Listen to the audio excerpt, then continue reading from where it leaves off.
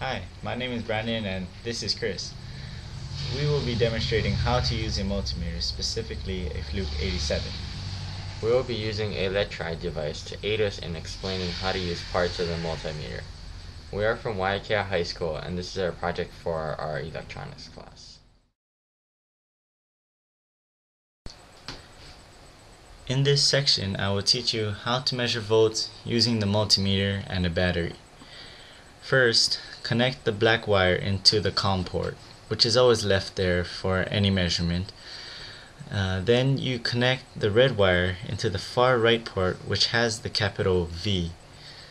Turn the knob of the multimeter 2 notches clockwise from the off position to the direct current volt measurement. Then you attach the red needle to the positive side and the black needle to the negative side of the battery.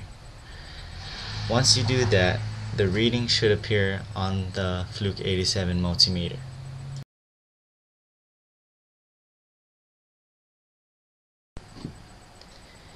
This section is for measuring resistance.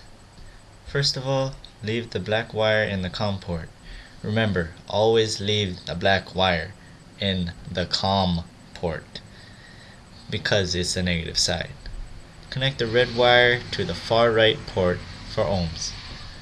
Turn the knob 4 notches clockwise. It should be pointing to the symbol that is similar to a horseshoe looking thing. Once you obtain a resistor, attach both needles to either side of the resistor and the reading should show on the multimeter.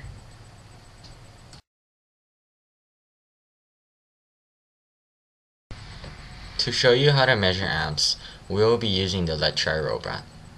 The Let Try robot is a very effective way of teaching beginners about electricity and circuits. In the instruction booklet, there are many projects to do. This is an example of one of the projects. Leave the black wire in the COM port and connect the red wire to either the far left port or the middle left port, depending on how strong the current is. For this demonstration, we will be using the milliamps feature. Turn the knob 6 or 7 notches clockwise, depending on how strong the current is. For this demonstration, we will be using the 6th notch because it is for milliamps. Once you have a complete circuit, you can measure the amps that run through it by breaking the circuit and putting the 2 needles on either side. The multimeter should reconnect it and reading should show. Congratulations, you have learned the basics of using a Fluke 87 multimeter. We would also like to recognize the makers of the Let Try robot. Please Murphy, please give us an A for this project.